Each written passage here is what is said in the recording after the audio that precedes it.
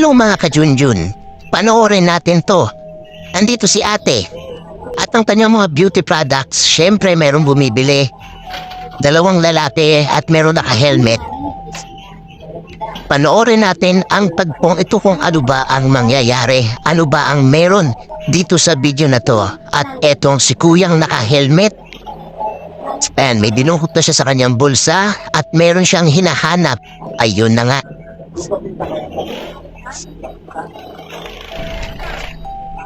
Ayun mga ka-Junjun, nakita nyo? Nakita natin, ibinigay ni kuya yung pera niya. Magkano yun? 500 pesos at nilapag na ni ate yung products. Pero yan, may pinipili pa si kuya. At dito sa puntong ito mga ka-Junjun, nakita natin mayroong siyang nilagay sa kanyang tenga. Yung cellphone niya na may kinakausap siya. At dito sinuklian na siya ni ate. Kinuha na rin ni kuya yung product niya. O diba? Yun, abangan natin to. Ayun, binalik ni kuya yung sukli. Kinuha niya yung 500. O diba?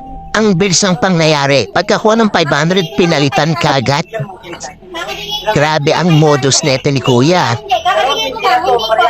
Hindi niya alam, merong kamerang nakatutok sa kanila. Oh, buti na lang si ate matigas. Guys, maging aware tayo lalo na po sa ganitong pagkakataon. At ang sabi pa ni kuya, nagpapapalit lang daw siya. Buti na lang si ate matigas at hindi basta-basta pumapayag. Buti na lang may camera talaga. Nga lang wala sigurong nagbabantay kasi walang sumita agad. Pero ayun guys, lagi tayong mag-iingat. Peace out mga ka-Junjun.